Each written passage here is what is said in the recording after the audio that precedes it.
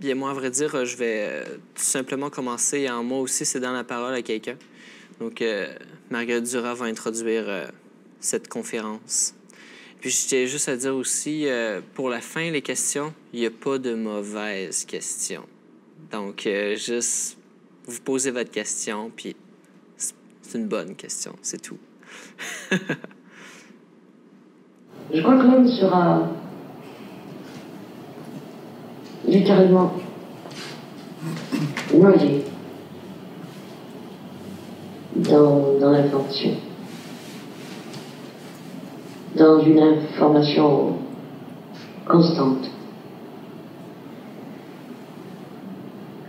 sur son corps, sur son devenir corporel, sur sa santé,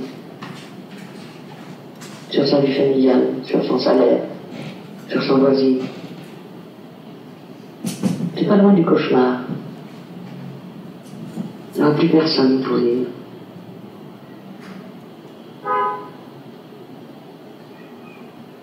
Ils verront de la télévision. On en des postes partout. Dans la cuisine, dans les water closets, dans le bureau, dans les rues. Où sera-t-on, tandis qu'on regarde la télévision du temps? On n'est pas seul. On voyagera plus, ça ne sera plus la peine de voyager. Quand on peut faire le tour du monde en 8 jours ou 15 jours, pourquoi le faire? Dans le voyage et le temps du voyage. C'est pas voir vite, c'est voir et vivre en même temps. Vivre du voyage, ça ne sera plus possible.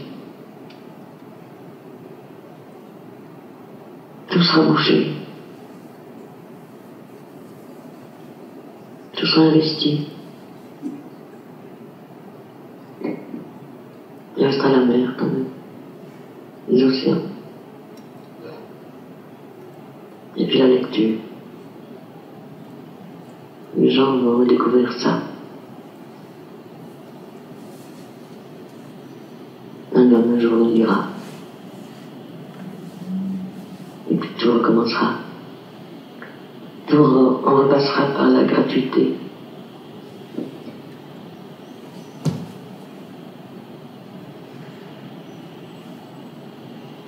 C'est-à-dire que les réponses à ce moment-là, elles seront moins écoutées. Ça commencera comme ça, par une indiscipline, un risque pris par l'homme envers lui-même. Un jour, il sera seul de nouveau, avec son malheur et son bonheur, mais ils lui viendront de lui-même.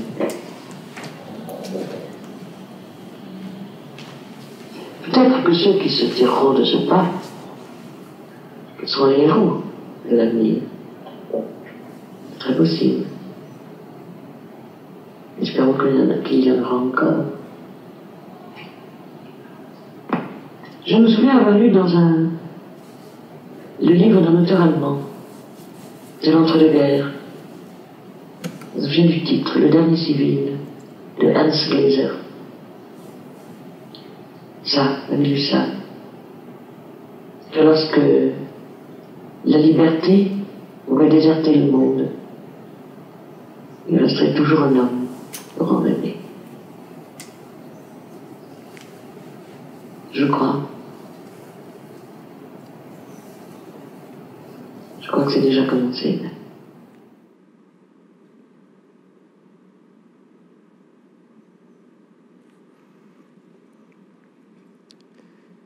Il pleuvait, il neigeait, comme aujourd'hui.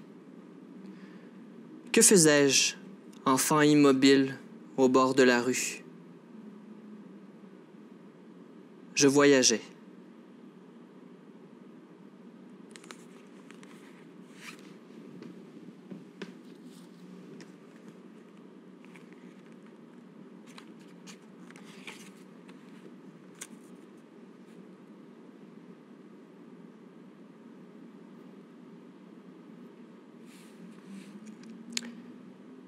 L'immensité est en nous. Elle est attachée à une sorte d'expansion d'être que la vie refrène. que la prudence arrête, mais qui reprend dans la solitude.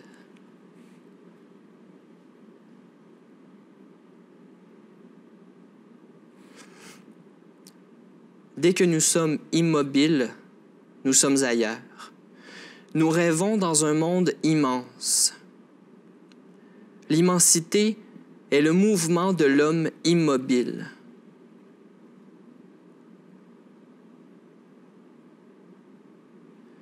L'immensité est un des caractères dynamiques de la rêverie tranquille.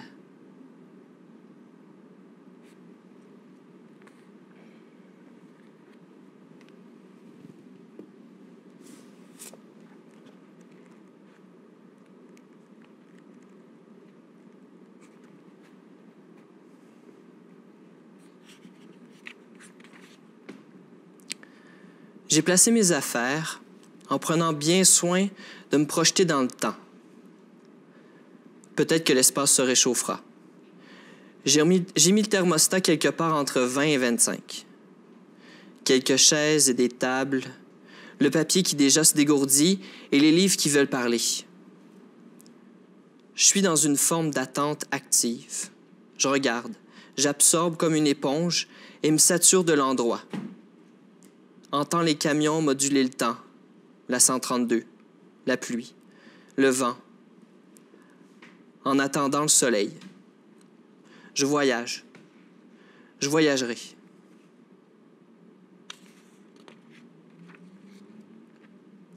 Le soleil apparaît, timide, encens, chaleur électrique, la chaleur du poêle à bois aussi, la fonte qui parle la langue de feu.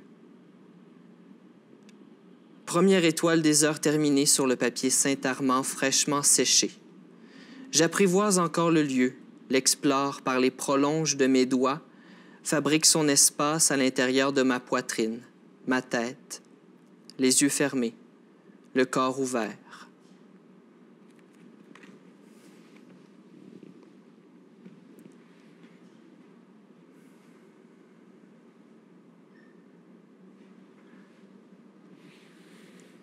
Alors, on se retrouve dans cet espace-là. C'est-à-dire, je me retrouve à quelque part dans le Bas-Saint-Laurent avec un projet bien précis, à vrai dire avec une méthode bien précise. Je veux, à chaque jour, pendant 24 jours, prendre 1 heure de temps pour aller me coucher sur le dos et regarder le ciel. Attendre, voir ce qui va se passer. Bref, c'est un temps de réflexion. Qu'est-ce qui va se passer à l'intérieur de cette heure-là? J'en ai aucune idée. À vrai dire, je vais sûrement m'ennuyer. Je vais sûrement penser à plein de choses. La première chose, à vrai dire, qui m'est venue en tête quand je suis arrivé là-bas, j'étais à Est-Nord-Est. Je me suis dit tout simplement, pourquoi Est-Nord-Est? Alors, j'ai été voir. Puis, nécessairement, je suis tombé sur la Rose des Vents. Avec une flèche qui indiquait Est-Nord-Est. C'est logique. Ça a été le début de ma réflexion à cet endroit.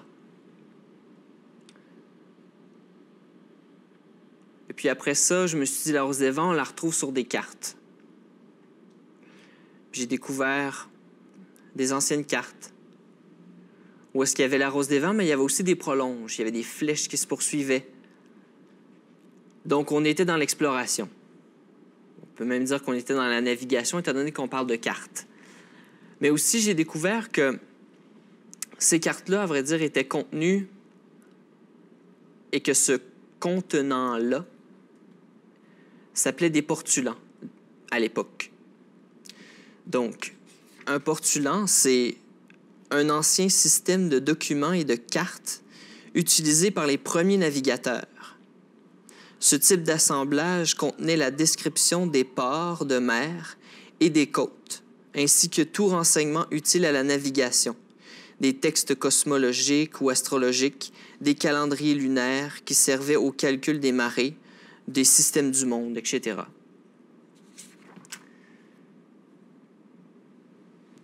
Donc, déjà là, j'avais une structure. Je suis là pour explorer. C'est ce que je vais faire. Qu'est-ce que je vais explorer? J'en ai aucune idée. J'ai un espace, j'ai une façon de fonctionner. Et puis, je me suis donné cette image-là. En fait, je l'ai créée à partir de ce moment-là, qui est un mixte entre deux choses. Donc, le mix de la rose des vents,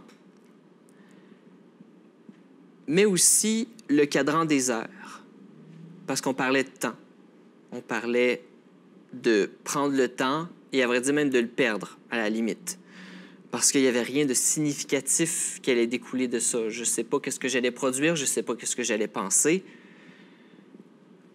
Donc, à ce moment-là, on se retrouve avec une rose des vents qui est à la fois le cadran des heures, qui est mon outil d'orientation, mais qui est aussi mon ex-libris. Donc, qui est le fameux symbole qu'on retrouvait à l'époque, qu'on retrouve encore quelques fois dans les livres, pour indiquer à qui ce livre appartient. Donc, à ce moment-là, c'est une forme de signature aussi, que je donne à mes livres, aux documents, à tout ce qui est rattaché de près ou de loin à ce que j'explore.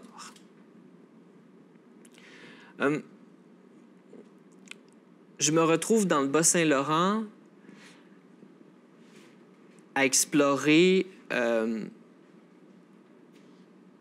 être dans un endroit à explorer, et puis mon corps se retrouve comme ça, c'est-à-dire pas mal toute seule, dans un espace où est-ce que je peux voir loin. Donc, je suis un peu noyé, d'une certaine façon, mais je suis dans rien en même temps. Et dans ma tête, ça se passe plutôt comme ça. À vrai dire, c'est mon désir que les choses soient ordonnées, donner un ordre à ce qui se produit dans ma tête, à ce qui arrive. Donc, les heures que je vais passer couchées sur le dos, je veux pas simplement qu'ils servent à réfléchir et puis que ça tombe dans l'oubli. Donc, je veux trouver un moyen de les prendre en note, mais aussi de trouver un moyen de stimuler ma mémoire pour que les choses reviennent, donc de refaire le parcours. Donc ça, c'est l'idéal de ma tête. À vrai dire, c'est plutôt comme ça que ça se figurait, concrètement. Un vrai fouillis. Dans lequel je ne savais pas trop comment que j'allais me débrouiller. J'étais carrément dans l'océan, si on reprend l'image du navigateur.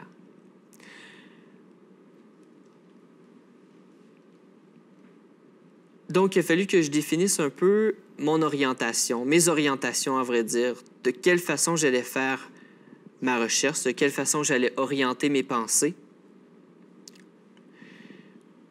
On peut dire aussi tout simplement que j'allais trouver ma méthode d'exploration.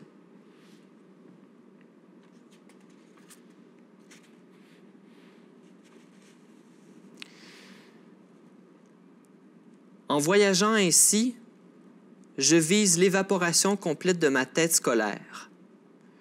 Se déplacer au moyen d'une navigation astronomique, utilisant les vieux outils tels le sextant pour se situer parmi les lettres, les traces et les images. Établir l'itinéraire à suivre selon l'observation des astres et la mesure de leur hauteur, l'angle entre la direction de l'astre et le livre à atteindre. Naviguer avec une marge d'erreur permettant d'avoir une idée de l'espace où je me retrouverai, sans pouvoir le nommer, le reconnaître. Me disposer à l'accueil de l'indicible, l'inframince et la poésie cachée, en gardant ma tête fraîche et mon corps en éponge, le crâne dioptre et les côtes flabuliformes. Tous ces mouvements Je veux les garder. Pour y arriver, je configure une constellation pour chaque voyage en suivant les observations et les notes amassées en cours de route.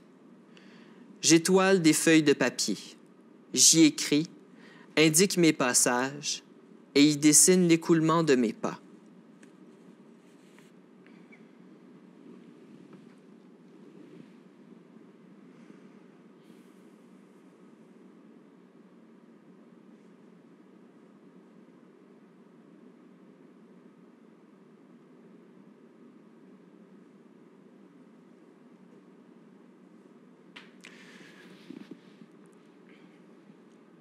Donc, on se retrouve dans l'atelier. J'avais fait déjà pas mal d'heures d'observation. Et puis, quand je revenais de cette heure-là, la première chose que je faisais, avant même de me lancer dans l'écriture et de me lancer dans le souvenir de qu'est-ce que j'avais réfléchi, je mûrissais ça encore un peu.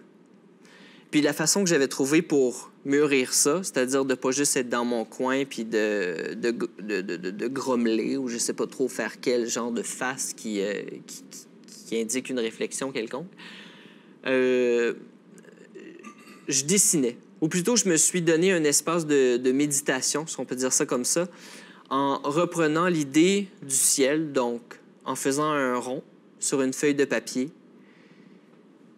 et en reprenant le mouvement de l'écriture, donc en faisant des traits que j'accumulais avec une seule couleur pour remplir le cercle que j'avais dessiné sur la feuille de papier. Donc, chacun des cercles représente une heure et la couleur indique d'une certaine façon le passage de la journée. Donc, on commence à minuit et on va terminer de 23 heures à minuit.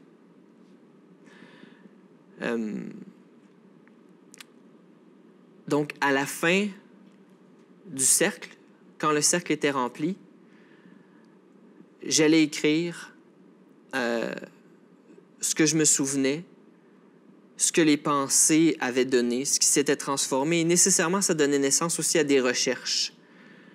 Donc, à ce moment-là, il y a des documents qui arrivaient. Il y a des livres qui apparaissaient, pas pour expliquer ce que j'avais fait, mais juste pour donner naissance à la pensée, donc pour la rendre physique. Je la rendais physique par des choses que je trouvais sur Internet, que je faisais imprimer, que j'assemblais en un cahier, qu'on peut regarder. Je peux le faire passer. Donc, sans en faire un outil didactique. L'idée, c'est pas d'être didactique. L'idée, c'est d'explorer, donc de découvrir. Est-ce que chaque élément a un lien logique entre eux? Peut-être. C'est surtout intuitif. L'idée n'étant pas de faire des recherches logiques sur un sujet donné pour approfondir ce sujet-là, mais plutôt de donner une autre forme à quelque chose qu'on peut appeler la poésie. Par l'utilisation d'images, par l'utilisation de livres, par l'utilisation de textes et par l'utilisation de gestes, de mouvements aussi. Donc, tout ça crée des ensembles qui s'agrandissent, qui forment des perches, ça veut dire qui tendent des perches vers d'autres projets, qui ouvrent la porte à autre chose.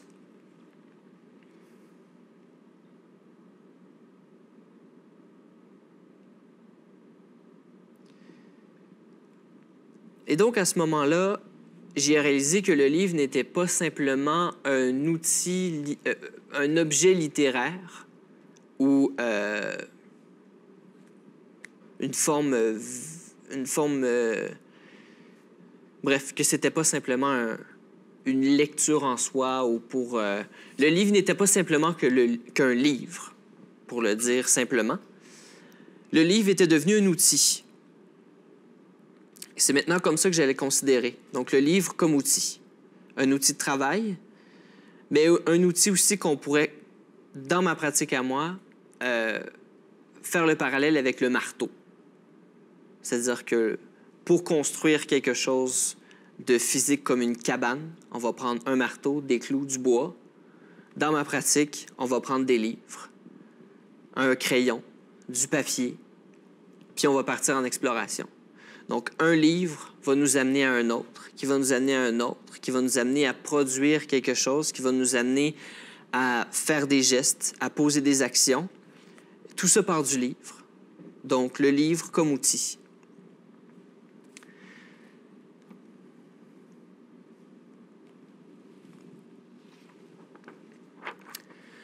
Pour moi, le livre est un lieu, une partie d'un monde que l'on construit en traversant ses pages. Je l'ouvre comme on ouvre une fenêtre ou une porte. Je parcours les mots comme on débroussaille un chemin dans la forêt, comme on fouille un site archéologique, ou encore comme on parcourt les lignes d'une carte routière. Je procède souvent par errance, par dérive ou flânerie, ou deux de ces trois, ou les trois. Je marche le livre comme Baudelaire et les lettristes marchaient la ville. Les pages deviennent un archipel. Je m'y déplace avec les yeux toujours au-delà des mots afin d'en déplier l'essence. Entrer dans le livre et en faire la lecture entraîne une accumulation de réflexions qui pousse ses marges et souffle sa structure outre limite. Un sentiment étrange d'incorporer le papier, de teinter ses prolonges et d'accroître son rayonnement. Le livre m'est un outil d'exploration et sa lecture engage mon esprit dans un circuit jonché d'une multitude de lignes de fuite, des ponts dirigés en divers ailleurs. Et puis là, on peut faire place à la fameuse phrase de Foucault qu'on peut retrouver aussi dans un livre sur le livre d'artiste, l'esthétique du livre d'artiste. Le livre commence par cette citation-là de Foucault. « Le livre a beau se donner comme un objet qu'on a sous la main, et il a beau se recroqueviller en ce petit parallépipède qui l'enferme, son unité est variable et relative. »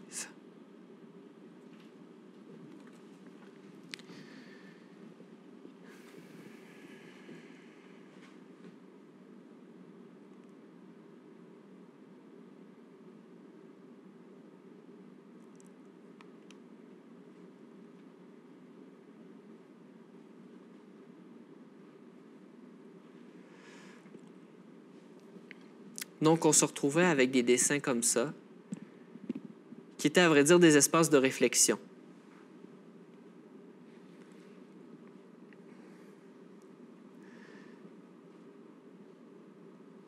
Et puis pour après, à la fin du projet, me retrouver avec une série de documents que je regardais avec un certain questionnement à savoir où est-ce que je m'en allais avec tout ça.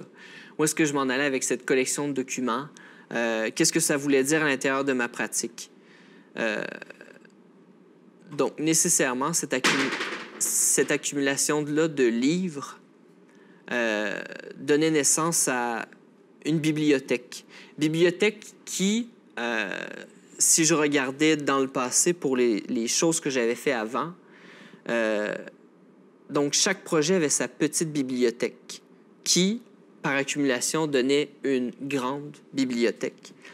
Et puis, j'ai trouvé cette citation de Louise Warren, qui est une poète et essayiste, qui a justement considéré la bibliothèque comme une installation.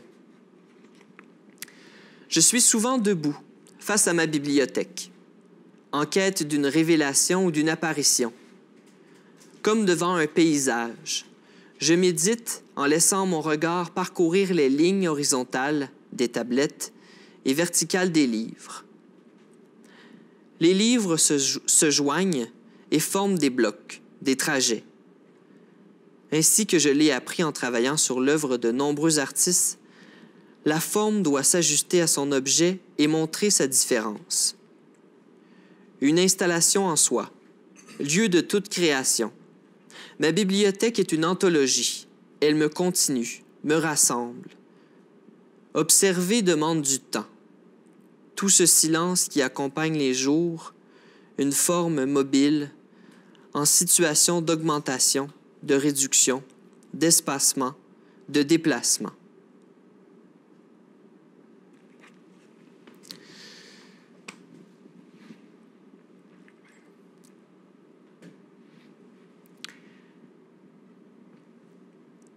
Et puis pendant que j'étais dans cet espace de réflexion-là aussi, toujours en voulant m'offrir des espaces de réflexion, il y avait aussi souvent le trajet d'autobus que je faisais entre Saint-Jean-Port-Joli et Montréal. Donc à chaque fin de semaine, je retournais chez nous pour revenir à Saint-Jean-Port-Joli après. Et j'en avais profité aussi pour prendre ce temps de voyagement, de déplacement, pour être encore en mode de réflexion. Et étant donné que j'avais déjà commencé cette façon de travailler là avec le cercle et avec le crayon qui remplissait le cercle, je voulais un peu faire la même chose, mais en autobus, c'est plutôt complexe. Donc, j'ai procédé d'une façon différente en laissant tout simplement une mine de crayon vibrer selon les mouvements de l'autobus. Donc, ça a donné naissance à une autre forme de dessin qui avait déjà été entamée, à vrai dire, un peu plus tôt.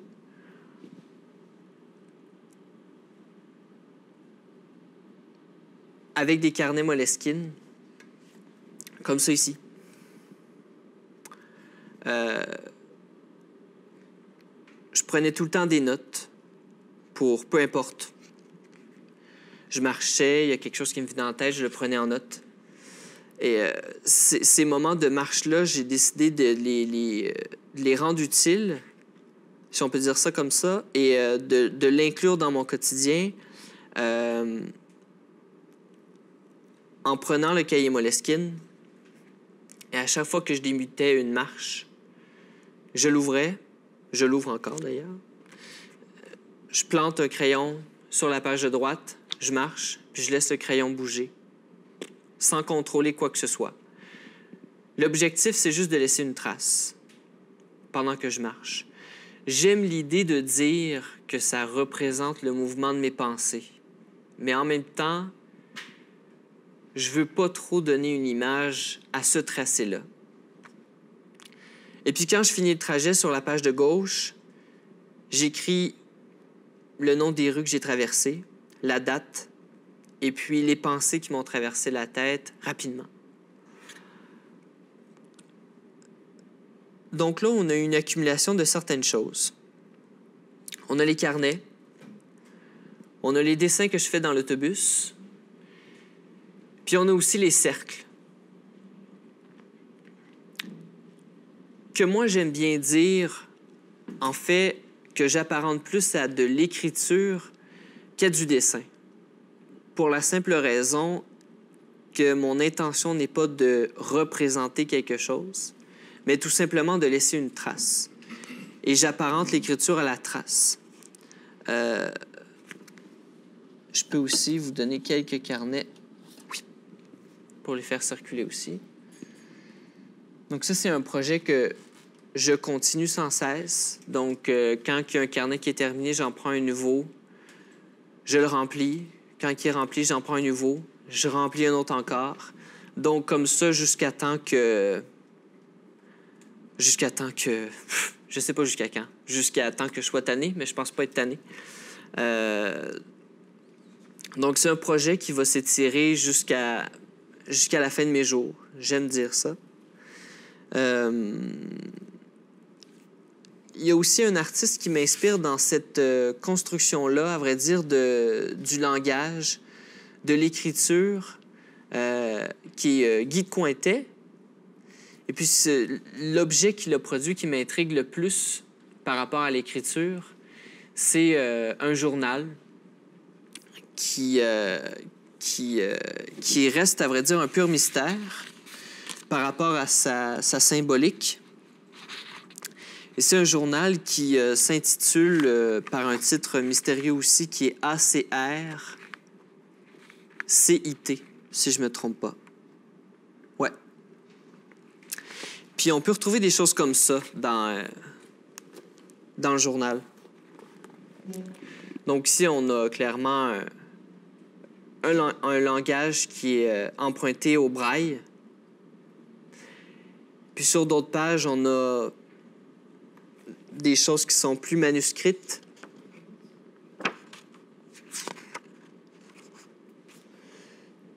Et tantôt, des choses qui sont carrément de l'ordre du graphique.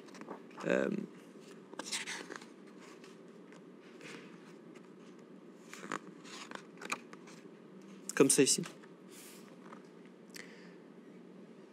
Mais qui reste quand même dans le domaine de l'écriture. Puis c'est un des objets artistiques qui continue encore aujourd'hui de m'inspirer justement dans cette voie-là de l'objet écrit, de ce que l'écriture peut amener et de comment on peut voir l'écriture aussi. Donc, j'en suis venu à moi me poser la question, qu'est-ce que l'écriture dans le cadre de ma démarche? Comment je la considère? Quel espace que je lui donne? Et quel mot que je choisis pour le définir quand vient le temps de parler de l'écriture? Donc, voilà. J'accorde à la lettre et aux différents types de tracés une attention orientale. Libérer mes yeux des constructions mathématiques du langage et de ses sens figés. Éclater l'alphabet. Je la vois dans les possibles de la scriptura, dans les champs du scripturaire et du graphe.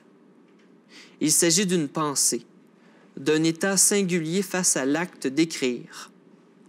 Rester attentif aux apparitions de pictogrammes, d'idéogrammes ou autres formes d'écho de caractères anciens. Restructurer mes globes oculaires de manière à décaler mon regard et ainsi voir autrement. Considérer que tous les écrits ont un potentiel esthétique. Ne pas séparer la lettre et le dessin, le mot et l'image. Observer puis utiliser les possibilités plastiques des alphabets. Remodeler les signes pour en faire ressortir les traits et les sinuosités. Ainsi, je privilégie l'esquisse, faite à l'aide de crayons, amalgame de traits évoquant des traces manuscrites, des marques, des inscriptions et des constructions plastiques sur une matière qui témoigne de la présence du corps. Ressentir sa mémoire comme dans les brous de noix de Pierre Soulages. Entrevoir par la qualité picturale des gestes brossés l'extension de la main ou encore y éprouver la présence d'un homme les bras ouverts. Je pense aussi à Bryce Marden, qui utilise de longues branches pour dessiner et peindre. Un contact distant d'avec la matière, mais où l'action de tracer donne naissance à des mouvements chorégraphiques. Écrire n'a rien à voir avec signifier, mais avec arpenter, cartographier, même des contrées à venir. Là, le fait d'écrire devient performatif. Une danse calligraphique composée de déplacements manuscrits. Il y a aussi l'autre côté, celui qui est presque immobile et qui fait preuve d'endurance et de constance. Le moine travaillant à copier des livres à la main, seul, dans son scriptorium. C'est une solitude, dira Marguerite Duras. C'est regarder la mer jusqu'au rien. La solitude de l'écriture, c'est une solitude sans quoi l'écrit ne se produit pas, où il s'émiette, s'exsangue, de chercher quoi écrire encore. Rilke, pour sa part, fera du plus solitaire le plus lié à la communauté. Il fait voyager l'isolé dans les choses derrière lui, dans la lumière, dans le paysage au début et dans la mort. Un rituel. C'est là que les grilles d'Agnès Martin reposent. C'est là aussi que s'installe Simon Bertrand afin de retranscrire la Bible. Un témoignage. Écrire, si ça sert à quelque chose, ça doit être à ça, à témoigner. Et puis, dans mes recherches, j'en ai tiré aussi 2 citations. Une de Michel de Certeau, l'autre de Roland Barthes, qui parlait aussi de l'écriture, autre que écrire une lettre A, B, C. Donc, Michel de Certeau va dire dans L'invention du quotidien, « Écrire, qu'est-ce donc? Je désigne par écriture l'activité concrète qui consiste sur un espace propre, la page, à construire un texte qui a pouvoir sur l'extériorité dont il a d'abord été isolé. À ce niveau élémentaire, 3 éléments sont décisifs. D'abord, la page blanche. Un espace propre, circonscrit, un lieu de production pour le sujet. Ensuite, un texte se bâtit en ce lieu. 3e élément, cette construction n'est pas seulement un jeu. Au contraire, le jeu scripturaire, production d'un système, espace de formalisation, a pour sens de renvoyer à la réalité, dont il a été distingué en vue de la changer. » Et puis Roland Barthes, dans Variations sur l'écriture, va dire, disons pour simplifier, que l'écriture comporte 3 déterminations sémantiques principales. 1. C'est un geste manuel, opposé au geste vocal. On pourrait appeler cette écriture-là scription. Et son résultat, scripture. 2. C'est un registre légal, de marque indélébile, destiné à triompher du temps, de l'oubli, de l'erreur, du mensonge. 3. C'est une pratique infinie, où s'engage tout le sujet. Et cette pratique s'oppose dès lors à la simple transcription des messages. Écriture entre en opposition de la sorte, tantôt avec parole, dans les 2 premiers cas, tantôt avec écrivance, dans le 3e, ou encore, c'est selon les emplois et selon les philosophies, un geste, une loi, une jouissance.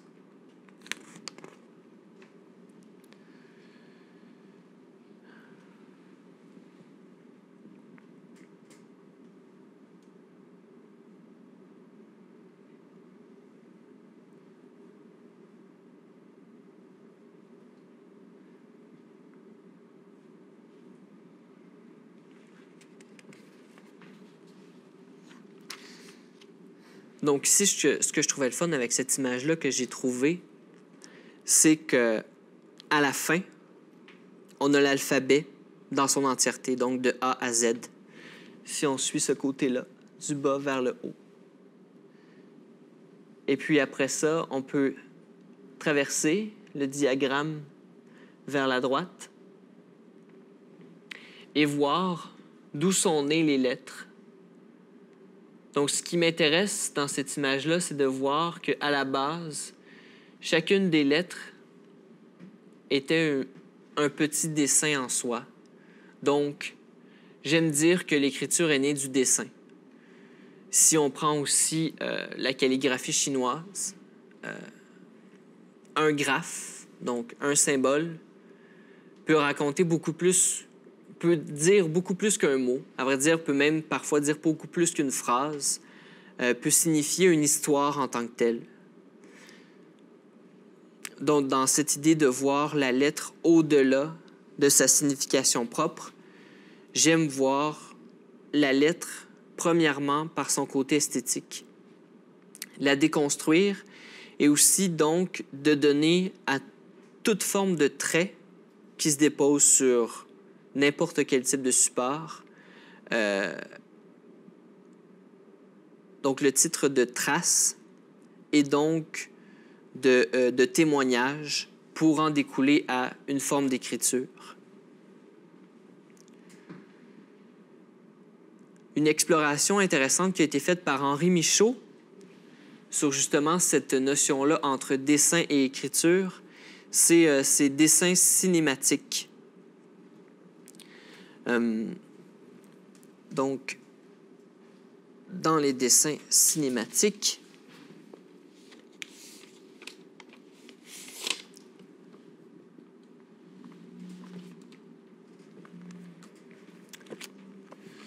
Michaud va dire « Au lieu d'une vision à l'exclusion des autres, j'eusse voulu dessiner les moments qui, bout à bout, font la vie. Donner à voir la phrase intérieure, la phrase sans mots, corde qui indéfiniment se déroule, sinueuse, et dans l'intime, accompagne tout ce qui se présente du dehors comme du dedans. »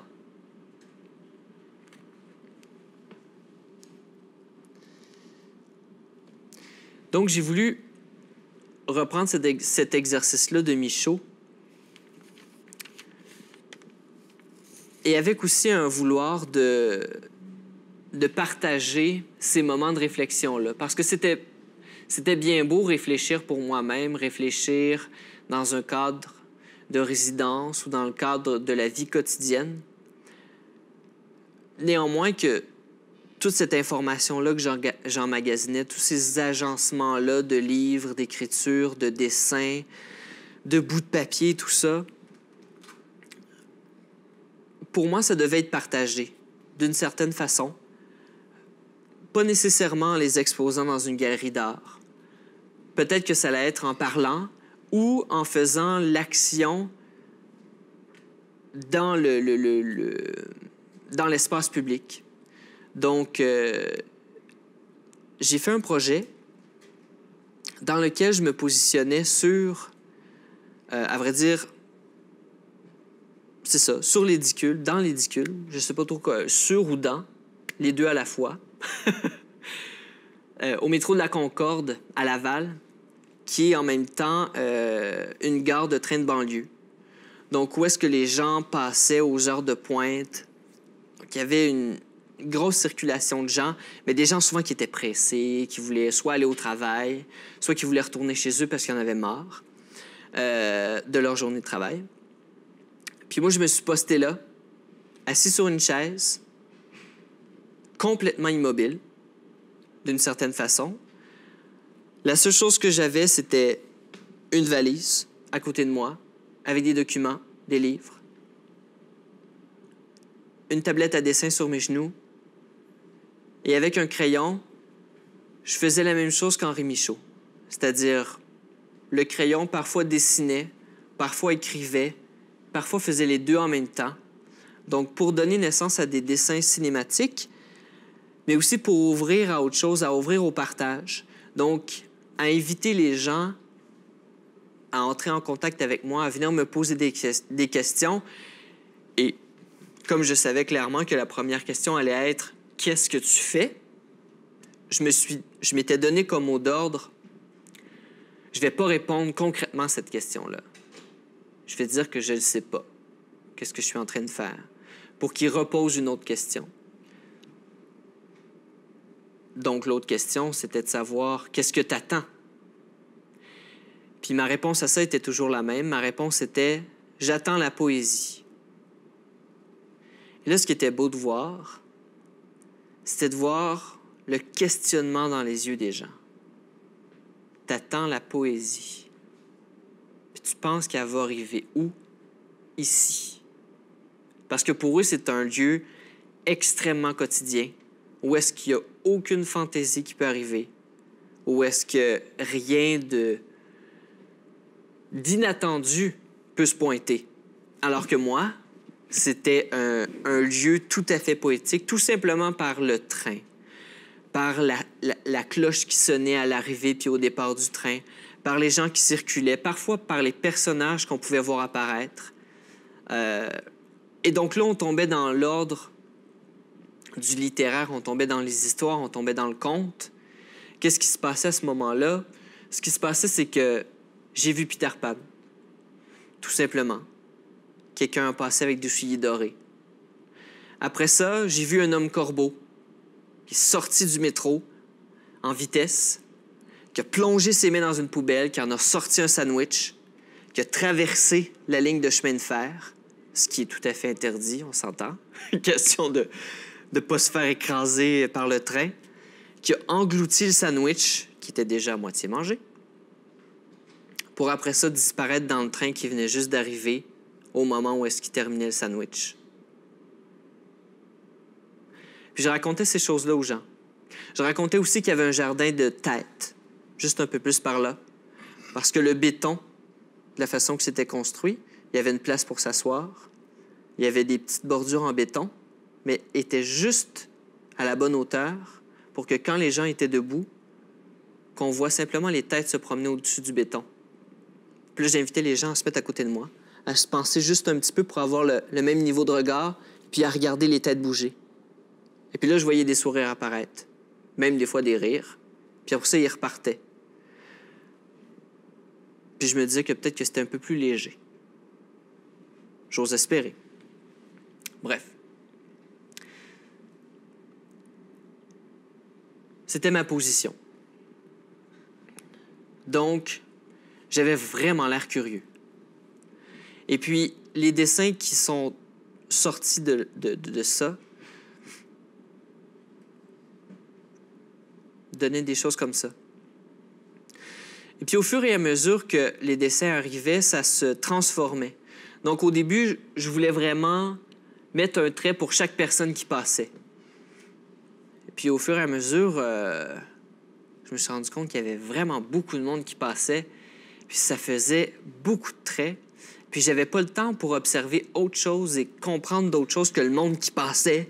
Donc, je devenais vraiment complètement hypnotisé par le monde qui passait. Puis, ça me donnait un air encore plus louche. Pour après me concentrer de plus en plus vers ce qui se disait, ce que les gens racontaient ou ce qui apparaissait comme histoire. Donc, on voit l'écriture apparaître en petits blocs au travers des lignes. Pour finalement que les deux se mélangent de plus en plus et pour qu'à un certain moment, on n'arrive plus à savoir qu'est-ce qui est un trait, qu'est-ce qui est une lettre, qu'est-ce qui est un chiffre, une anecdote, une information prise sur un mur. Donc, on pouvait vraiment voir les dessins cinématiques d'Henri Michaud se présenter concrètement.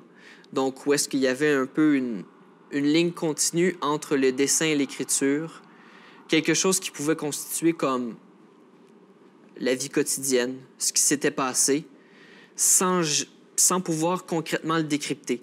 À vrai dire, pour pouvoir le décrypter, il faut faire un peu le même travail que Guy de Cointet faisait dans ses œuvres énigmatiques, où est-ce qu'il y avait des tableaux avec des chiffres, des lettres, écrits un peu au hasard, qui semblaient dire rien, mais où les choses prenaient forme quand une personne se présentait devant le tableau, pointait certains endroits et se mettait à raconter une histoire en fonction des lettres, des chiffres. Et puis là, on se rendait compte qu'il y avait des codes, qu'il y avait des mots qui étaient écrits, que dans le fond, c'était une carte. Puis ce dessin-là, si on le regarde, moi, je peux vous pointer des histoires, je peux vous pointer des anecdotes, des informations, des choses comme ça. Donc, c'est un peu une forme de carte cryptée.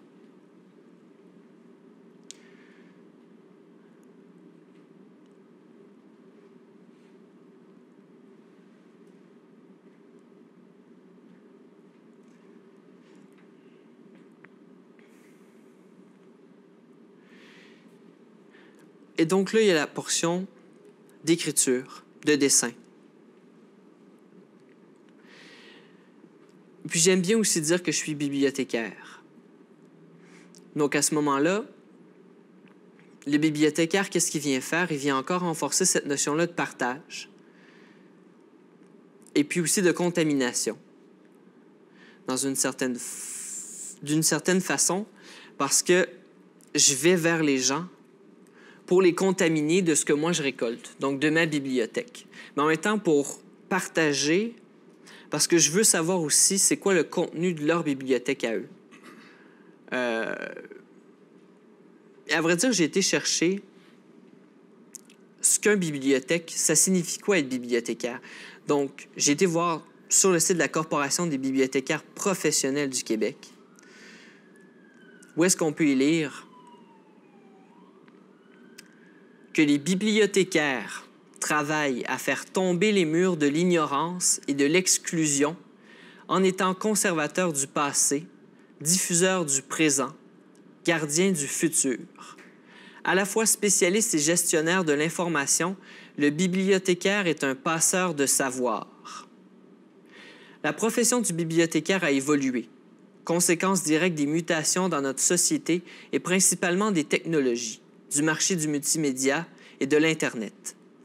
Le bibliothécaire est un agent de changement dans la société. Il remplit à la fois un rôle éducatif, culturel, civique et social, en favorisant l'accès, l'échange et le partage d'informations, tout en luttant contre l'illettrisme et les phénomènes d'exclusion.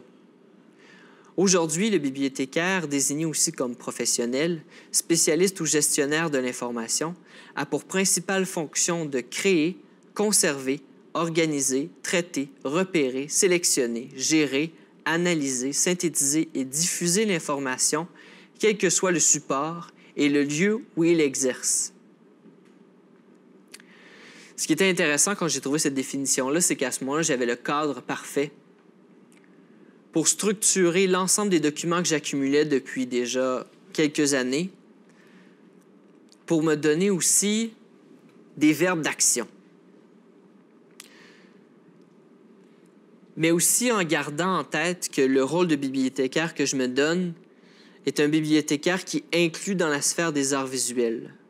Donc, l'idée est toujours de voir le côté esthétique des choses, donc d'avoir un regard porté sur ce qui peut se présenter comme artistique dans le monde de la bibliothéconomie. Et le point que je vais chercher à chaque fois, c'est la forme poétique d'un assemblage, la forme poétique d'un rayon de livre, la forme poétique d'une rencontre, la forme poétique d'un moment de réflexion. Donc, toutes ces choses-là, on peut les retrouver très techniquement parlant dans le monde des bibliothécaires. Moi, je fais un peu une torsion de tous ces éléments-là qu'on peut retrouver avec une logique et un lexique très, très, très strict par rapport à la bibliothéconomie. Moi, je le transforme, je l'inclus dans le monde des arts visuels. Et donc, ça m'a amené à faire des projets de partage. Donc, où est-ce que je me créais une petite bibliothèque. Et puis, en fonction d'un lieu, donc pour ce projet-là qui est Ars Memoriae, donc en fonction du lieu, j'ai voulu faire ressortir les poètes qui avaient participé aux Nuits de la poésie, qui avaient eu lieu dans le quartier des spectacles. Donc, de ramasser les images de leurs recueils qu'ils avaient publiés à ce moment-là, de rassembler ces recueils-là, les textes qui avaient été lus, de me promener dans le quartier des spectacles et d'offrir les images qui avaient été diffusées à ce moment-là aux gens, gratuitement, d'offrir aussi des lectures de poèmes aux gens. Donc, de faire sortir la bibliothèque dans la rue. Donc, à ce moment-là, la notion de partage, je ne l'incluais pas simplement dans un contexte de bibliothèque, mais pour moi, le partage entrait dans la notion de performance. Et donc, j'allais à la rencontre des gens, j'engageais la discussion, j'offrais des textes, ils me posaient des questions, je répondais et tout. Donc, souvent, à chaque personne que je rencontrais qui voulait bien me parler, ça donnait naissance à des discussions qui pouvaient facilement aller de 1h30 à... Même des fois, ça a été jusqu'à 2 heures. Donc, finalement, je donnais pas beaucoup d'affiches, mais je parlais beaucoup. Donc, et tout ça en donnant une tonne de références à des livres, une tonne de références à des événements historiques. Donc, la notion de partage et de diffusion, qui est dans la mission des bibliothécaires, prenait vraiment naissance ici. Donc, comme un bibliothécaire est assis à son bureau, que quelqu'un vient s'asseoir pour dire « Oui, je cherche tel livre dans tel sujet. Est-ce que vous avez des titres? » Le bibliothécaire cherche, donne des titres. Moi, j'allais vers les gens. Je leur donnais une situation X. je les contaminais avec cette situation-là, donc ils étaient d'une certaine façon obligés de recevoir, mais en même temps, il y avait une forme de partage parce que eux me posaient des questions par rapport à la situation X, donc qui était la nuit de la poésie. Ça m'amenait à réfléchir sur mon travail, ça m'amenait à me poser des questions aussi à de la façon que les choses s'étaient déroulées, donc à revenir, à refaire mes recherches et tout ça, qui donne naissance à d'autres projets, qui donne naissance à des découvertes aussi, de mon côté. J'ai refait ce projet-là dans un autre ordre d'idées, qui était dans un contexte plus historique, avec le musée du Bas-Saint-Laurent, où est-ce que là, la notion de partage était dans une collection photographique que le musée possédait. Et puis moi, j'en ai tiré certaines photographies qui, pour moi, évoquaient des souvenirs, qui évoquaient des lieux, ou qui évoquaient des moments qui, sur une photo, il y avait un marin qui était assis à côté d'une chute. C'est tout. Donc moi, je me suis dit que cette photo-là pouvait rappeler certains moments à certaines personnes. Donc, je me promenais comme ça dans le centre-ville de Rivière-du-Loup, où est le musée du Bas-Saint-Laurent. Puis, je montrais les images aux gens, je leur offrais. Puis, j'avais rassemblé des livres qui étaient pas simplement sur l'histoire de la place, mais aussi des romans, de la poésie qui avait été écrite. J'avais trouvé aussi un livre qui faisait état de tous les navires qui avaient accosté à Rivière-du-Loup à une certaine époque. J'ai rencontré un ancien capitaine de bateau qui a complètement déliré sur le projet, qui s'est mis à me raconter des anecdotes d'une petite maison qu'il y avait en bas de la côte. Puis moi, j'avais trouvé un livre. J'avais aucune idée si c'était de la fiction ou de la réalité, pour lui lire un passage et que lui me dise « c'est exactement comme ça que ça se passait. Où est-ce que tu as trouvé ce livre-là? J'en veux une copie. Envoie-moi un extrait. » Et donc, après ça, moi, j'avais d'autres anecdotes à raconter aux gens. Donc, ça s'accumulait. Bref, encore une fois, contamination et partage. Ensuite de ça, il y a un autre projet qui est né. Le désir d'aller chez les gens pour qu'eux me présentent leur bibliothèque. Moi, j'avais une bibliothèque, je m'étais constitué une certaine forme d'assemblage de livres, de documents et tout ça que je présentais aux gens. Donc, il y avait un partage qui se faisait par rapport à ma collection à moi. Moi, ce que je voulais voir aussi, c'est comment qu'on pouvait faire le portrait d'une personne à partir de ses livres. Donc, avec Praxis Art Actuel, j'ai eu une période de résidence dans laquelle j'invitais les gens à m'inviter chez eux. Donc là, le travail, c'était premièrement de façon très libre, que les gens sélectionnent certains livres pour me donner des anecdotes autour de ces livres-là. Ça pouvait être loin, ça pouvait être rapproché, ça pouvait être par rapport au contenu du livre, ça pouvait être juste par rapport à un souvenir de quand le livre avait été donné. Puis finalement, bon, le monde me racontait leur vie au travers de leur bibliothèque. Parfois, ça donnait naissance aussi à des confidences, à des choses parfois qui pouvaient être vraiment intéressantes, même parfois libérateurs. Comme dans le cas d'une certaine personne qui, après la rencontre, m'a écrit ceci. « J'ai bien aimé cette rencontre. J'aime ton projet à mi-chemin entre l'art, l'amour des mots, sur le papier et partagé. J'aime ta manière de le faire vivre. Je n'ai pas aimé mes erreurs au sujet, entre autres, d'Arvida, que j'ai confondu avec Adassa, de Myriam Beaudoin. Rien à voir. Arvida, je l'avoue, m'avait laissé sur ma faim, puisque je ne suis pas allé jusque-là. Je n'ai pas aimé ma confusion au sujet de l'importance de la série de romans des sœurs Tramnut, que j'ai cherché et lu pour mon père, et pour qu'il retrouve le plaisir de lire. C'est vrai. À ce sujet, mon père a bel et bien vécu quelque temps en Cochinchine, en Annam ou au Tonkin, dans les années 50, puisqu'il a participé à la guerre d'Indochine. Il a vécu, c'est vrai aussi, avec une femme anamite, avec laquelle il a peut-être eu des enfants. Sujet un peu tabou dans ma famille. Au cours de cette période, il correspondait avec ma mère, sa marraine de guerre, dont l'échange épistolaire a mené à un mariage, forcé quelque peu. Tandis qu'ils se connaissaient, surtout grâce à cet échange de lettres et de photos entre la France et le Vietnam. Les anecdotes vantant ses prouesses de guerre qu'il prenait plaisir à raconter ont fait de lui un héros auprès de ses 3 enfants. Il est mort il y a 2 ans et ces fameuses prouesses se sont estompées pour laisser place à une réalité moins glorieuse. Mon père, ce héros, qui n'en était pas tout à fait un, reste mon père que j'aime, même si je dois tordre l'image que je m'étais faite de lui. Mon père lisait, aimait les mots, les jeux de lettres. La série de romans des sœurs Tran-Nut demeure le dernier partage littéraire avec lui. J'ai trouvé hier, lors de l'inventaire, les Nouvelles orientales de Marguerite Yourcenar, dont je lui ai lu des extraits sur son lit d'hôpital, sur son lit de mort.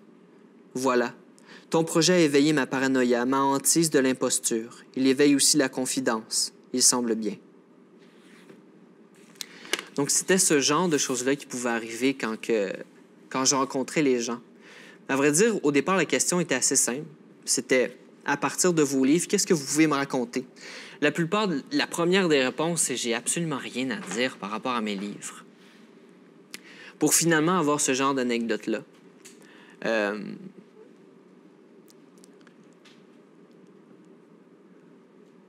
Pour avoir un deuxième partage, donc une deuxième couche de partage, j'en ai fait aussi une performance où est-ce que je reprenais certains moments de ces échanges-là pour les mettre en mouvement, les mettre en geste, donc en faire des images poétiques,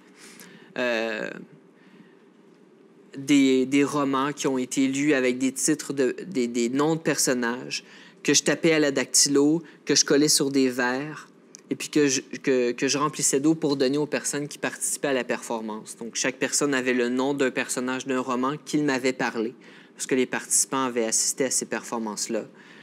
D'autres types d'images comme ça. Donc, il y avait une certaine forme de retour d'ascenseur, si on peut dire ça comme ça. Donc, eux m'avaient confié certaines choses. Je leur rendais sous une autre forme. Une performance cadeau, si on peut dire ça comme ça. Voilà. Là, je vais avouer que j'ai un peu perdu la notion du temps. Donc, je ne sais plus où est-ce qu'on en est dans la durée. Si vous êtes encore prête à écouter un peu. Parce qu'il y a un autre projet que je peux vous parler. Ça fait souvent ça quand je parle. Je parle, et je me mêle moi-même dans ma collection de phrases, de mots, de livres, de citations à dire, pour en finir avec un mélange, un fouillis total.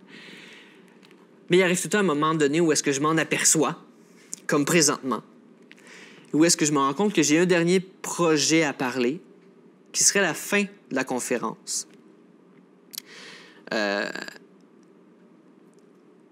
Donc, qui est un projet que j'ai fait avec Artexte, avec Sylvie Coton, où je l'avais invité à choisir un livre pour qu'on le lise séparément, chacun de notre côté, pour ensuite se rencontrer et en parler, très librement. Donc, ça pouvait être discuter de choses qui étaient dans le livre, mais discuter de choses aussi qui pouvaient être autour du livre, donc autour du livre premier cercle, autour du livre premier cercle, autour du livre 62e cercle. On s'est pas mal rendu au 62e cercle. On s'est rendu tellement loin qu'à vrai dire, moi, l'objectif de ce projet-là, c'était de prendre l'entièreté de la discussion qu'on avait eue autour du livre de Michel Foucault pour que je puisse en faire une carte de l'ensemble des références qui avaient été nommées pendant la discussion. Et donc, on voit un peu dans les images qu'il y a là. Donc, ça a donné naissance à quelque chose sous cette forme-là.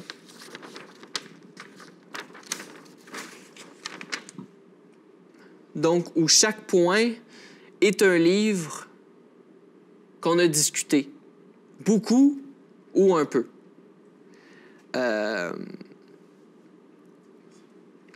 Et à l'intérieur de la publication, à même le texte, donc à même les paroles de ce qu'on disait, je mettais les références. Donc le lieu physique où est-ce qu'on pouvait retrouver ce livre-là à la suite. Donc à partir de la publication, on pouvait lire le texte et puis avoir la référence.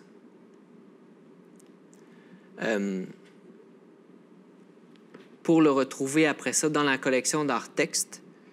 Et s'il ne se retrouvait pas dans la collection d'art-texte, le retrouver soit à la grande bibliothèque ou à la bibliothèque de l'UQAM.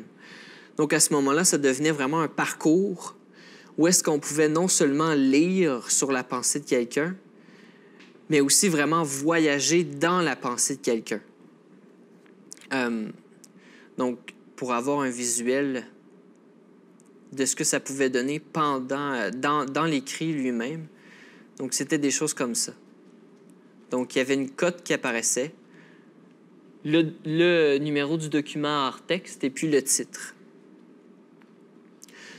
Donc, après ça, on pouvait reprendre cette cote-là pour pouvoir retrouver le document dans les archives d'art-texte ou dans la collection de la Grande Bibliothèque ou de la Bibliothèque de l'UQAM. Donc, il y a un parcours qui s'est créé à l'intérieur de ce projet-là, mais aussi un texte qui devenait un objet plastique, tout simplement par sa déconstruction. C'est-à-dire qu'il y a certains moments où est-ce que le texte est coupé de façon très sec par la notice, par les cotes. Donc, on lit. Oups! Donc, ça structure le texte, ça lui donne une forme. Et donc, à ce moment-là, la forme que prend le texte devient aussi importante que le contenu. Donc, qui reprend un peu l'idée du trajet, qui reprend un peu l'idée du mouvement qu'on peut faire si on veut retrouver tous les livres physiquement dans les lieux où est-ce qu'ils sont situés. Donc, voilà. Donc, si je veux faire un peu une espèce d'emballage avec tout ce que je vous ai dit, parce que je dois avouer que je m'étais fait un chemin, puis je me trouvais bon. Je me suis dit, là, Francis, il faut pas que tu mêles les gens. Tu as tendance à partir, décoller, parler, puis rentrer dans le sujet, y aller trop profond. Et voilà. Donc, c'est ça qui est arrivé. C'est exactement ça qui est arrivé aujourd'hui, même si je me suis fait des belles feuilles. Donc, la manière de m'en sortir, c'est de vous demander si vous avez des questions.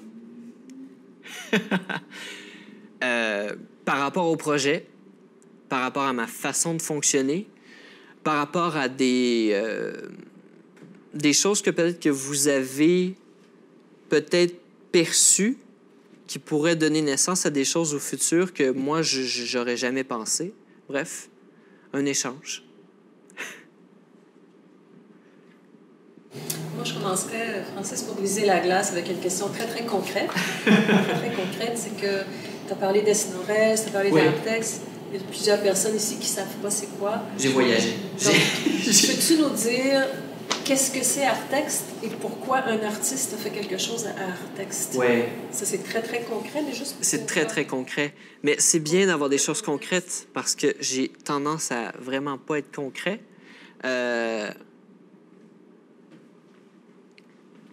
Donc, Est-Nord-Est, c'est un centre d'artistes qui offre des résidences pour les artistes, mais les commissaires aussi et les théoriciens pour avoir un espace de réflexion. Donc, ça peut être un espace de réflexion pour de la théorie, ça peut être un espace de réflexion aussi pour de la pratique artistique. Moi, j'y étais en tant qu'artiste. Et puis, je me suis vraiment plongé dans cette idée-là d'avoir un moment pour réfléchir.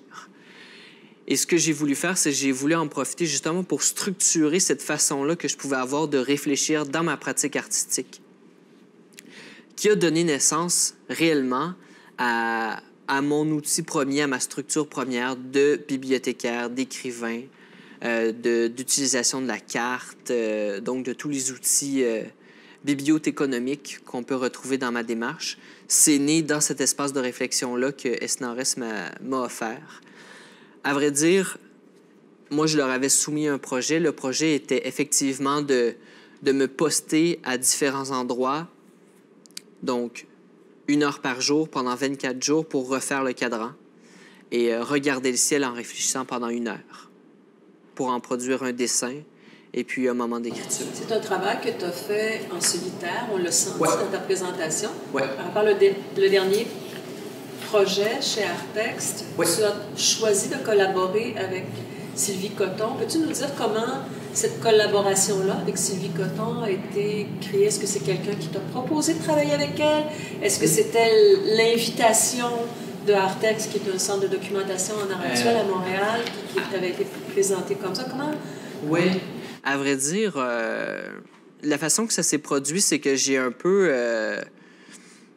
procédé par moi-même. C'est-à-dire que j'avais cette idée-là de partager une lecture commune avec quelqu'un. Je n'avais pas décidé qui à ce moment-là. J'avais lancé l'invitation à différentes personnes pour savoir si c'était un projet qui pouvait les intéresser, si jamais le projet trouvait naissance, s'ils étaient intéressés à y participer. Donc, après avoir eu quelques oui, mais à ce moment-là, Sylvie Coton ne faisait pas partie du bassin. J'ai été voir Artext avec ce projet-là. Parce que Artext, en tant que tel, n'a pas d'appel de dossier. Donc, moi, je me suis dit, ils ont un espace de création, ils ont un espace de réflexion. Je vais aller les voir, je vais aller leur proposer ça. Au pire, ils me disent non. Bon, je vais m'en retourner avec mes papiers. Mais la directrice a dit oui. Et puis, je me suis avancé sur un nouveau nom. Et puis, Sylvie Coton, tout simplement parce que je l'avais espionné sans le savoir dans un cours de performance que j'avais pris avec elle à Articule, à Montréal. Et puis, j'avais vraiment aimé la dynamique qui s'était établie entre elle et moi pendant que le cours avait lieu. Puis donc, après ça, je lui ai proposé le projet. Elle a accepté tout de suite. On s'est donné une première rencontre. Et puis là, le projet était déjà commencé, à vrai dire. donc voilà. Donc, Pour... Je me trompe, c'est la première fois que tu travailles avec une autre artiste? Est-ce que tu travailles avec le public, un public que tu connais pas, tout ça? Ça, c'est quelqu'un que tu as interpellé qui a une pratique d'art relationnel, que tu connaissais? Donc, c'est la première fois que je collaborais avec une artiste, oui. Une artiste de la performance aussi. Et puis, ce projet-là, à vrai dire, a une volonté d'avoir plusieurs volets. Et puis, la volonté, c'est justement de poursuivre avec des artistes qui ont une pratique en performance. Donc, dans l'idée de performer le livre, dans l'idée de le rendre actif, de le faire bouger, de le déplacer. Puis la concordance des choses a fait que c'était bien amusant aussi parce qu'il y avait justement une exposition au même moment que je faisais le projet à Artext, qui était justement une série d'artistes en performance qui avaient exposé quelques titres de livres qui les influençaient dans leur pratique de performance. Donc, il y avait un écho intéressant à ce niveau-là de Barbara Clausen à l'université, à l'UQAM.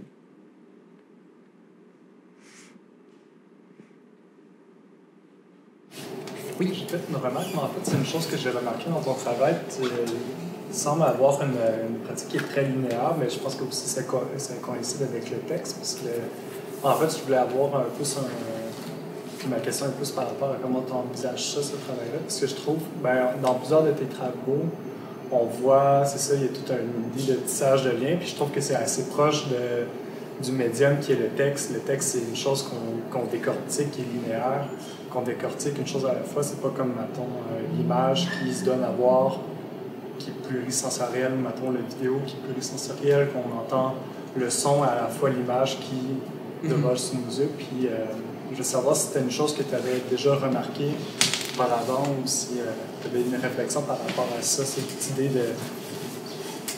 de direction. Je sais pas, comme il y a Oui, Ben, à vrai dire, c'est un peu involontaire, dans le sens où, à chaque fois qu'il y a un projet qui émerge, ma volonté, c'est de le faire une fois.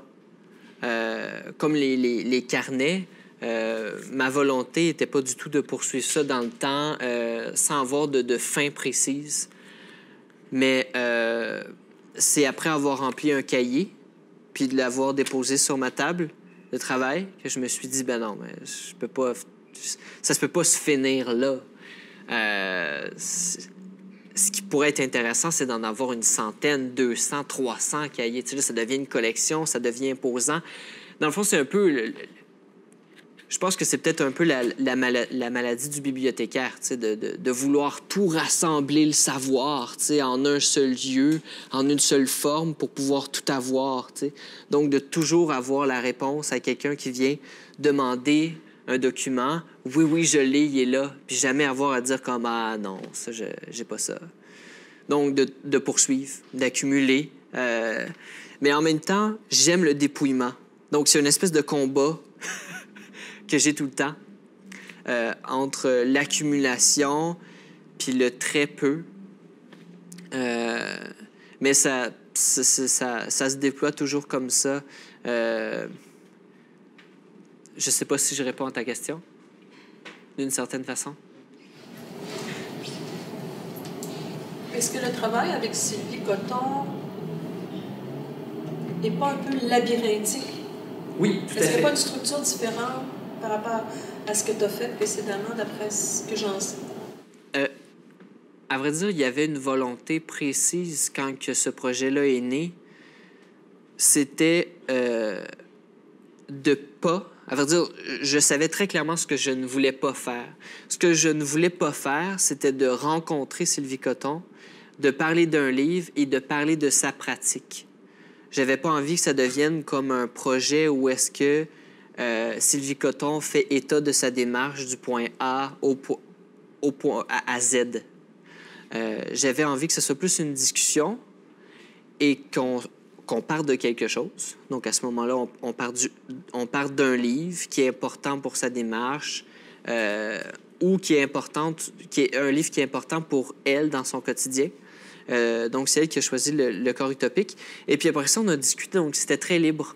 Donc, on allait à gauche, après ça, on allait à droite, on revenait, on repartait. Puis même dans l'édifice, on s'est promené parce que ça se passait à Artex, donc on a commencé dans le centre de documentation pour terminer dans la bâtisse encore, là, mais dans la librairie Format, pour aller à Vox, pour aller dans les escaliers. Donc, même la discussion, on s'est même promené pendant la discussion. Et mon idée aussi d'inclure les notices, donc les références des livres à même le texte, donc de le couper, c'était ça aussi la volonté. C'était que ça ne soit pas un texte qui soit voué à la recherche théorique pour pouvoir après ça produire quelque chose de didactique. Donc, c'était vraiment pour amener les gens à être curieux, mais aussi à vouloir découvrir. Donc, entrer dans la tête de Sylvie Coton. Et tout le monde sait qu'une tête, c'est pas linéaire, c'est labyrinthique. Donc, c'est un peu dans ce sens-là aussi.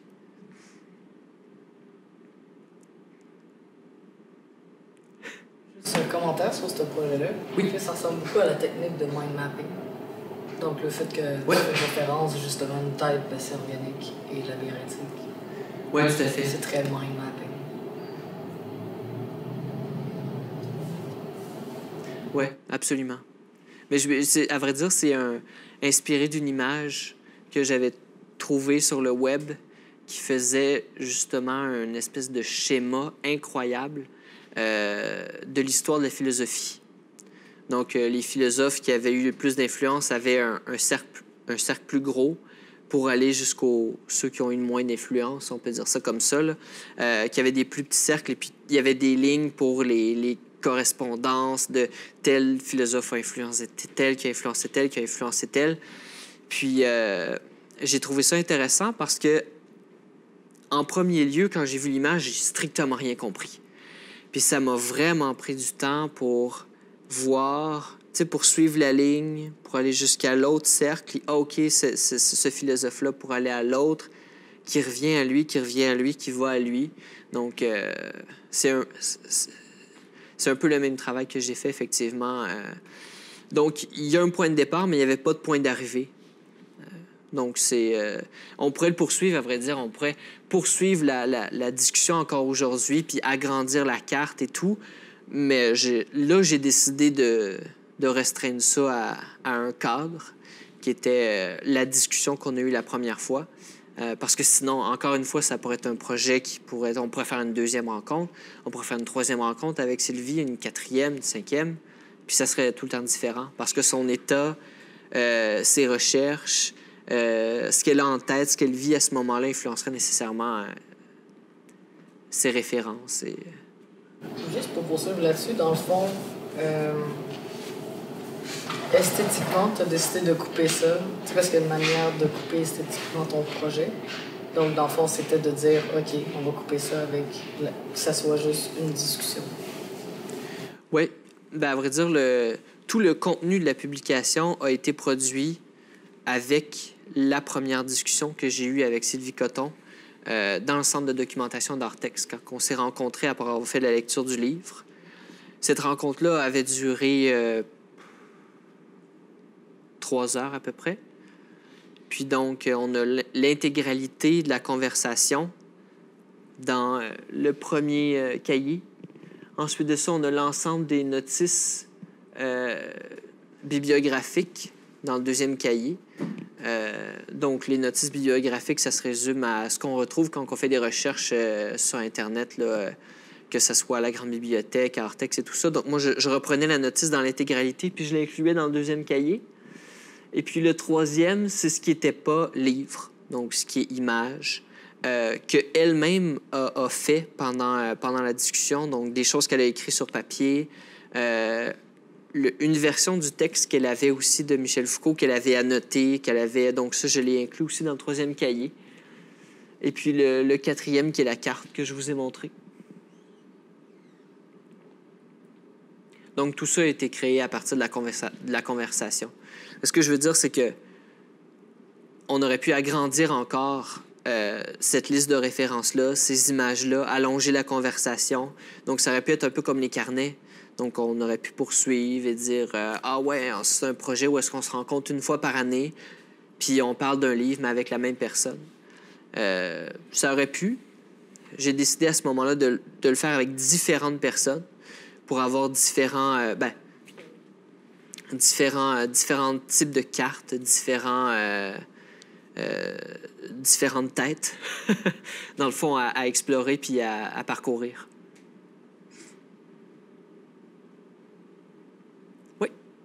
En général, ce type de document-là qu'on n'a pas l'habitude de consulter parce que ça ne se consulte pas d'une façon comme traditionnelle, c'est pas comme un livre avec un roman avec une histoire. Ouais. Est-ce que j'imagine que la question du comment est-ce qu'on consulte ces documents-là, puis du quand, la circonstance dans laquelle on les consulte, est-ce que tu as des réponses là-dessus? Est-ce qu'il y a des pistes que tu explores? Mais à vrai dire,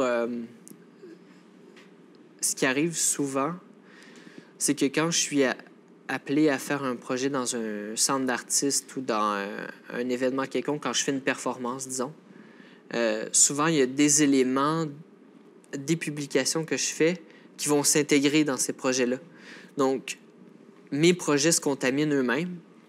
Mais sinon, c'est une question aussi parce que, me disant bibliothécaire, normalement, un bibliothécaire, ça travaille dans une bibliothèque ou dans un centre d'archives.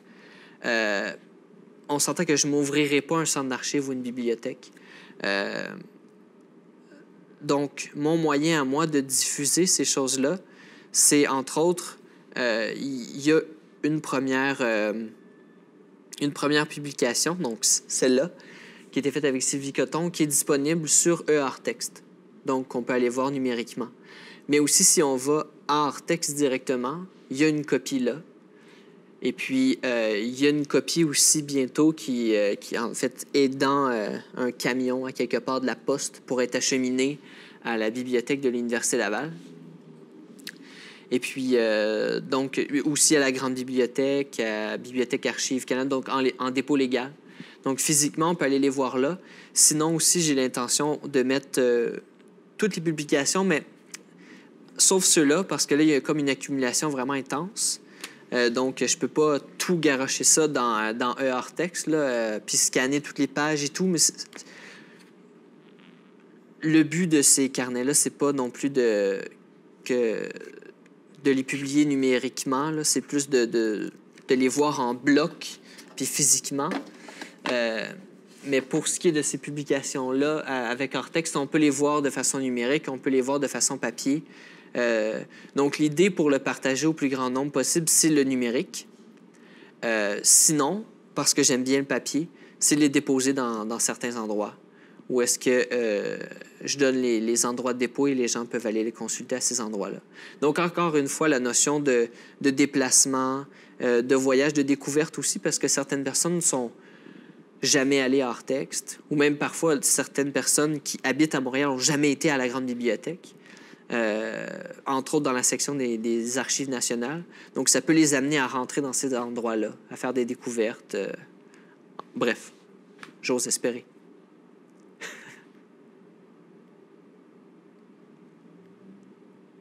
Oui. J'ai une question par rapport un peu au petit livre. Est-ce que la documentation de ça, des marches, est-ce que c'est né d'un besoin qui t'avait déjà de marcher ou c'est vraiment une essence artistique? Bien, à vrai dire, le projet des carnets, c'est né d'un premier essai que j'avais fait de... Ma volonté, c'était vraiment de faire un dessin.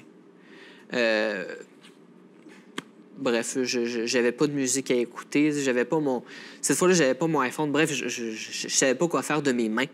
Donc, j'ai pris mon carnet, j'ai pris un crayon, puis je me suis dit, je vais faire un dessin. Et puis, après ça, je me suis dit, bon, je vais noter qu'est-ce que j'ai fait, parce que sinon, ça va être un barbeau, puis je ne saurais pas à quoi ça correspond. Pour après ça, plusieurs temps après, trouver la forme intéressante. Puis me dire qu'au quotidien, ça pouvait devenir une base de données.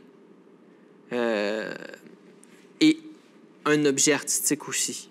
Donc, c'est à la fois une œuvre, si on prend l'ensemble des carnets ensemble, mais c'est aussi un outil pour moi, personnellement, parce que c'est une base de données, parce que là-dedans, je prends en note des éléments qui m'interpellent pour un projet futur, des livres que j'ai vus, que je veux prendre en note parce que j'aimerais ça lire plus tard.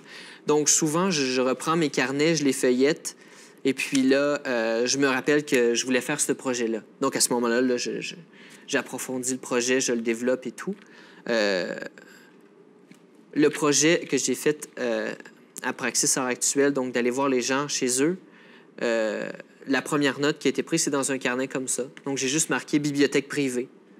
Puis c'est en les feuilletant, des fois, c'est 1 an, 2 ans plus tard, je revois bibliothèque privée, puis là, ça me replonge. OK, bibliothèque privée, oui, je voulais aller voir le monde chez eux, parce que souvent, je me promène, puis là, je fais mon fouineux, puis je regarde chez les gens. Je vois qu'il y a du monde qui ont des bibliothèques. Qu'est-ce qu'ils ont dans leur bibliothèque? Qu'est-ce qu'ils ont raconté par rapport à leurs livres? Il y a sûrement des histoires autour de ces histoires-là. Puis, voilà. Donc, j'ai développé le projet, puis il y a quelque chose qui est né de ça. Donc, ça, c'est une base de données. C'est à la fois un outil qui est concret pour moi, mais qui est devenu aussi un objet artistique par l'accumulation des carnets. Puis, au début, j'avais une volonté d'être super rigoureux, tu sais, qu'à chaque fois que je marche, je sors, puis tu sais, c'était strict, là. Puis finalement, quand j'ai commencé à être réellement strict, j'ai arrêté de le faire. Parce que ça devenait ça devenait obligatoire. Puis ça, pour le dire en bon français, ça me faisait chier. Donc, je me suis dit, non. Quand que je veux le faire, je le fais. Puis finalement, je le fais à chaque fois. Mais c'est en oubliant le cadre, la forme stricte, la structure, que finalement, à chaque fois que je marche, je le fais. Bon, bref. on peut dire que j'ai une tête de cochon ou que j'aime pas me faire diriger ou me faire dire quoi faire, là, même si c'est moi qui me le dis.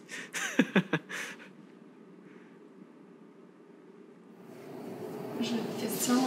Je vais essayer de ne pas trop me perdre dans mon Ouais, je me suis perdu question tantôt, de en fait, comment tu peux me te perdre rendre dans aussi. ma question. Mais en fait, je trouve ta pratique vraiment intéressante parce Merci. que la mienne, qui est toute naissante et vraiment pas autant aboutie, a quand même une certaine parenté parce que si tu dis bibliothécaire, moi je suis archiviste. OK. Avant d'être ici, en art, j'étais archiviste. Fait que ça ressort beaucoup, là. En fait, je me donne le droit que ça ressorte. Puis ça a commencé par passer par me donner le droit de triturer les livres, d'en enlever des pages, de les découper, d'intervenir dans des livres, tu sais, tout imprimés, qui, pour moi, en tant qu'archiviste, c'était quelque chose de presque sacré. Oui. Tu sais, je les ai fait, j'ai travaillé pendant 1 an là-dedans avec les gants blancs puis les livres, les pages, tu sais, fait que le moment où je me suis dit, bon, j'interviens dans un livre, ça a été quelque chose pour moi, j'ai comme ouvert une boîte de Pandore. Puis là, en tant que personne qui s'intéresse aux livres pour ta pratique, je me demandais si c'est une étape par laquelle tu avais passé, quelque chose que tu avais essayé, ou si... Parce que j'ai pas vu ça apparaître dans tout ce que tu nous as montré, vraiment une intervention dans un livre déjà Dans un tout livre. imprimé. À vrai dire, non, c'est vrai. J'ai des projets qui sont des interventions directes dans des livres, mais ne sont pas encore aboutis, donc je les montre pas. Mais disons que en intervenant directement dans des livres, dans un recueil de poésie qui est La Jour, je ne me rappelle plus le nom du poète, mais le titre, c'est La Jour. Ces poèmes sont très structurés puis sont très aérés. Et puis, il y a quelqu'un qui m'a parlé des voyelles de Rimbaud, qui correspondaient à une couleur. Et donc, moi, je m'amuse dans ce livre-là en ayant complètement enlevé la reliure. Donc, je m'amuse dans ce livre-là en ayant coupé complètement la reliure. Donc, à avoir les feuilles libres, à prendre les voyelles et les encercler, et puis à découper les formes à l'exacto qui naissent des voyelles reliées. Donc, oui, de cette façon-là, j'interviens dans les livres. Sinon, mes interventions dans les livres, c'est... des fois, c'est fou, là. Il y a presque plus de marque-pages que de pages. Puis, des fois aussi... contrairement à certains archivistes ou certains bibliothécaires qui, tu sais, faut que tout soit bien placé, puis on peut pas mettre de l'eau proche, puis on peut pas, parce que là... écoute, des fois, là, je renverse un verre d'eau complètement dessus. Puis à vrai dire, j'aime quand ce genre d'accident-là arrive parce que le livre devient autre chose. Donc, à ce moment-là, le livre gondolé prend une autre forme. Donc, à ce moment-là, devient un objet singulier qui est plus sous la forme identique de l'édition. C'est-à-dire que ce livre-là de Georges Perec, Pensée classée, il y en a plein d'éditions, ils sont toutes pareilles. Mais celui que j'ai qui est gondolé est différent. Donc, nécessairement, on peut dire qu'il rentre dans le champ de l'objet d'art. Donc, voilà. Donc, j'ai pas vraiment eu à passer par là, tout simplement parce que j'ai pas de formation de bibliothécaire. À un certain moment, j'ai voulu rentrer dans ces études-là.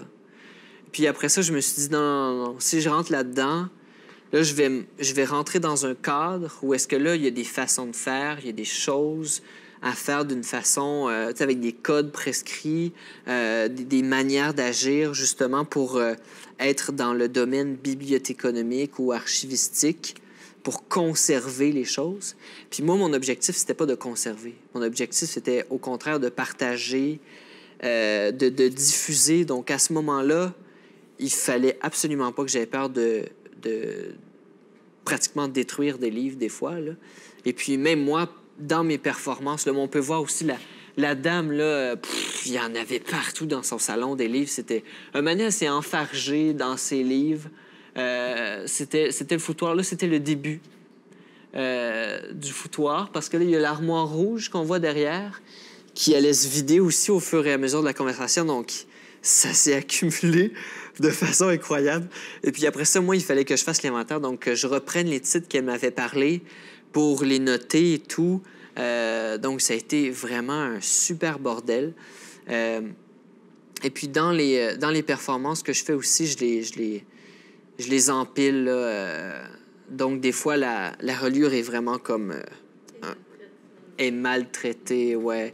Puis, il y a une fois où est-ce que une bibliothécaire, pour une raison que j'ignore, où est-ce que je travaille, parce que je travaille dans les bibliothèques de la Ville de Montréal, est tombée sur une image d'une de mes performances en faisant des recherches. Je pense qu'elle me googlisait, sérieux. Est tombée sur une image, comme je pense que c'est une image de cette performance-là, puis les livres étaient empilés comme ça, puis il y avait des livres de bibliothèque. Puis là, elle m'a dit comme, tu maganes les livres? Je dis, non, j'en prends super soin. Je suis sûr que si tu vas le rechercher dans le rayonnage, tu verras rien. Puis, bref, fait que ouais, il y a comme un conflit entre les deux univers. Mais moi, je prends cette liberté-là parce que c'est cette liberté-là qui amène les gens à pas avoir peur de prendre un livre puis de le lire. Puis là, j'oublie le nom de l'auteur, mais qui a donné les lois imprescriptibles du lecteur. Donc, il y avait le droit de sauter des pages, le droit de lire à haute voix, le droit au bovarisme, bref, une série il y en a 10, je pense. Et puis, c'est exactement ça que je mets en pratique, c'est-à-dire que, regarde, si ce livre-là, il t'intéresse simplement par le titre, ben parfait. Prends-le, puis aime-le à cause que le titre est intéressant. Tu l'as jamais lu, on s'en fout. Ça fait pas de toi quelqu'un de moins intéressant ou quelqu'un qui est comme... Donc, cette liberté-là amène les gens à rentrer dans le livre, à le découvrir. Et puis, c'est quelque chose que j'aime. Donc, par la maltraitance des livres, les gens sont plus accueillants par rapport aux livres, puis plus enclins à lire, à grappiller, à découvrir. Puis cette curiosité-là qui se développe, j'aime vraiment ça. Puis j'aime dire que c'est un procédé artistique. Donc, c'est ma méthode pour amener les gens à la curiosité.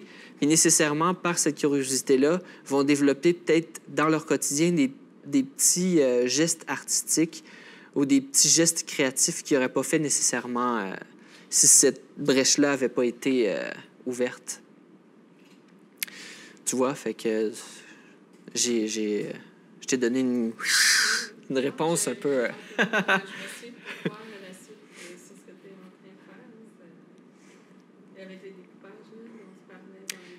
Oui, ce qui arrive, c'est que c'est un projet qui demande beaucoup de temps puis de minutie. Puis c'est un projet aussi qui est fortement inspiré du dictionnaire de Robert Racine, qui est une œuvre magnifique. Donc voilà. Francis, on poursuit peut-être informellement. Merci beaucoup. Ça fait plaisir. Ce partage-là. Merci. Merci.